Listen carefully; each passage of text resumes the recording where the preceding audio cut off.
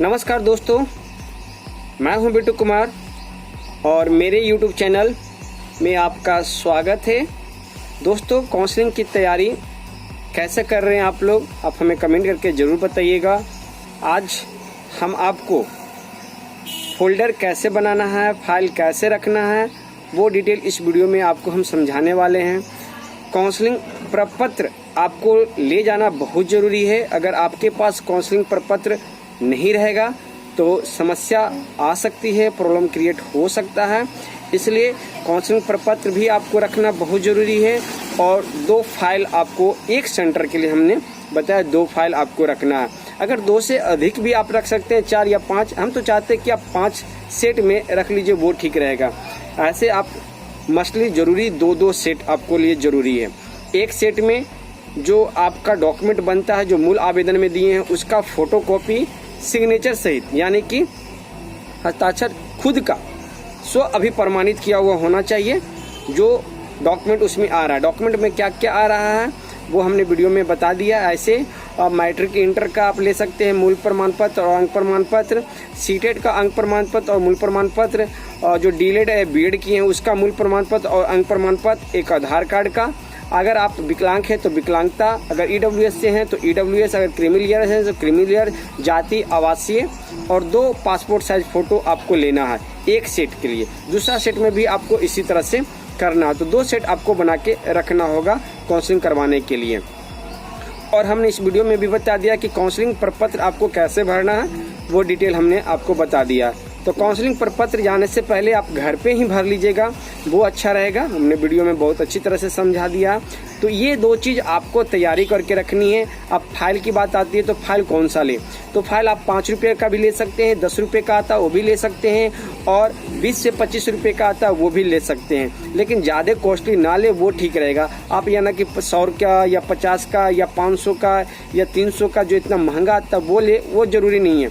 कम से कम तो 20 या 25 वाला जो कलर में आता है वो आप ले सकते हैं, जो कि थंबनेल में आपने देखा था, वो आप ले सकते हैं। उससे क्या होता है, लेने के बाद उसमें डॉक्यूमेंट के ऊपर जो होगा वो एक पेज में अपना डिटेल जरूर भर दीजिएगा, नाम, एड्रेस के साथ और मोबाइल नंबर के साथ। क्योंकि जो नियोजन इकाई होती है वो आपका कम से कम 60 साल या 50 साल तक वो डॉक्यूमेंट आपका रखता है। फोटो कॉपी ही रहता है लेकिन सुरक्षित सेफ रखता है। या फिर जो आपका जो 2 ओरिजिनल लेगा, सीटेट का और डीलेड बीएड का जो ओरिजिनल सर्टिफिकेट लेगा, शायद उसी में वो सबमिट कर देंगे, तो वो सेफ से रखेंगे। तो जो फाइल आपका रहेगा वो फाइल वो ले लेते हैं। इसलिए आप थोड़ा सा बढ़िया वाला 5 नहीं 10 या 15 या 20 वाला आप लेके वहाँ पे सबमिट कर दीजिएगा। तो इस वीडियो में हमने बाकायदा बहुत अच्छी तरह से आपको समझाया है कि कैसे फाइल को रखना है, कैसे डॉक्यूमेंट को रखना है और कैसे काउंसलिंग प्रपत्र आपको रखना है। तो इस वीडियो में हमने वही समझाया है दोस्तों। बाकी अगर आपको किसी तरह का काउंसलिंग कराने में कोई समस्या आ रही है तो वो आप हमें कमेंट करके बता सकते हैं।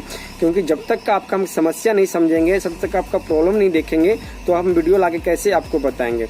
तो आप हमें कमेंट करके बता सकते हैं कि आपके साथ क्या क्या समस्या आ रही है, उससे रिलेटेड हम वीडियो आपको लेके आते रहेंगे। तो आज हमने काउंसलिंग प्रपत्र का और फाइल का, ये 2 का वीडियो लेके आए हैं, तो जो कि लास्ट तक आप जरूर देखिएगा। दोनों वीडियो को, दोनों को हमने अटैच किया है और बाकी अच्छी तरह से समझा दिया। और प्लीज़ जितने भी ग्रुप में हैं सब ग्रुप में इस वीडियो को जरूर शेयर कीजिएगा। देखिए, इसको अच्छी तरह से आप लोग समझ लीजिए कि इस काउंसलिंग प्रपत्र को कैसे भरना है। नगर, प्रखंड, पंचायत, शिक्षक काउंसलिंग प्रपत्र, ये आपके लिए बहुत ज़रूरी है। जो भी कैंडिडेट वहाँ जाएंगे, कम से कम ये आप 5 फोटोकॉपी इसे लेके जरूर जाइएगा, 5 या 10 प्रिंट कॉपी इसे निकाल के रख लीजिएगा। क्योंकि आप नगर का भी काउंसलिंग करवाएंगे, प्रखंड का भी काउंसलिंग करवाएंगे और पंचायत का भी, तो इसलिए 10 प्रिंट आउट निकाल के रख लीजिएगा, तो आपके लिए अच्छा रहेगा।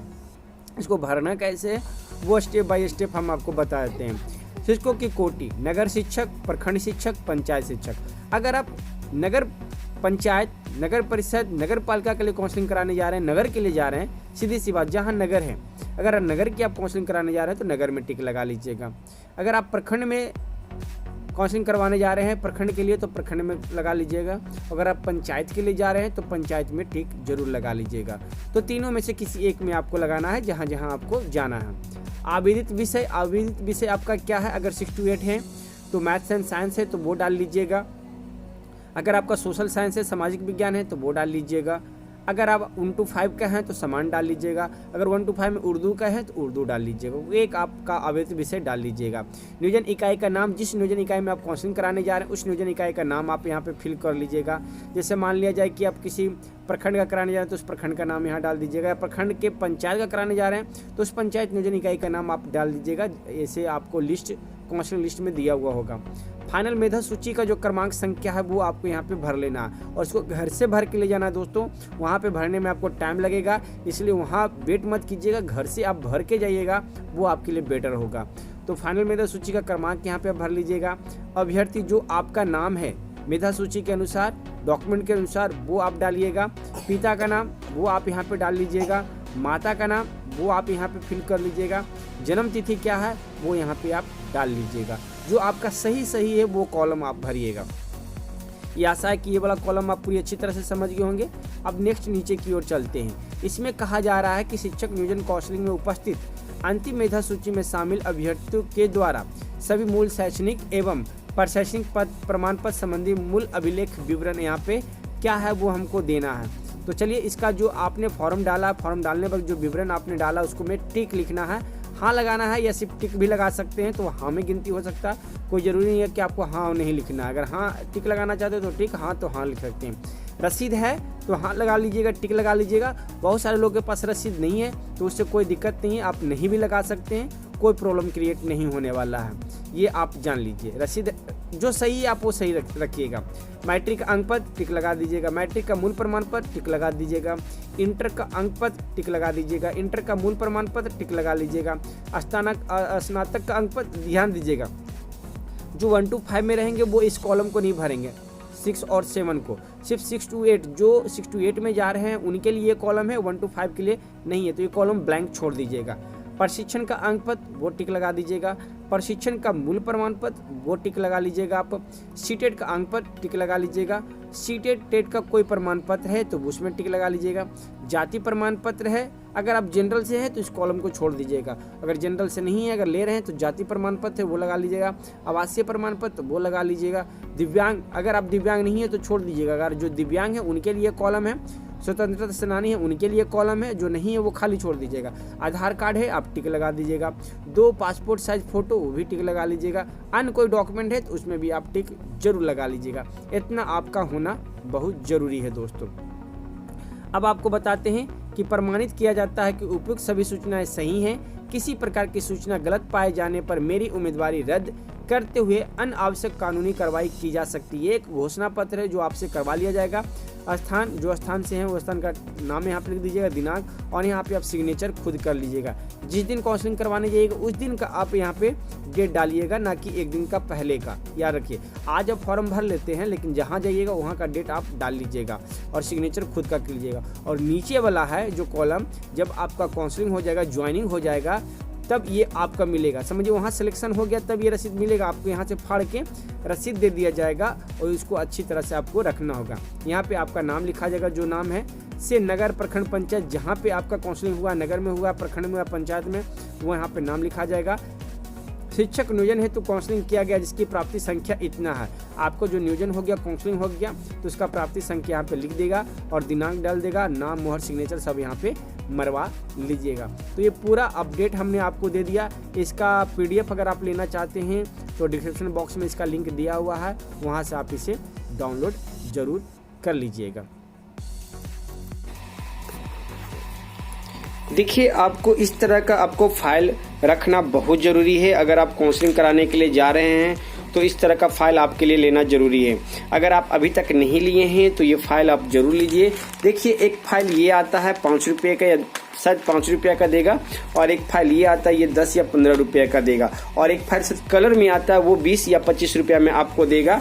जो आपको सही लगे वो आप ले सकते हैं। एक आधार हम आपको समझा रहे हैं, अगर आप ऐसा वाला लेना चाहते हैं तो भी ले सकते हैं, लेकिन जब भी लीजिएगा तो डबल लीजिएगा। अगर ये लेना चाहते हैं प्लास्टिक वाला तो ये भी आप डबल लीजिएगा। अगर ये लेना चाहते हैं तो ये भी प्लास्टिक का अथी का आता है, कूट का आता है, ये भी आप डबल लीजिएगा।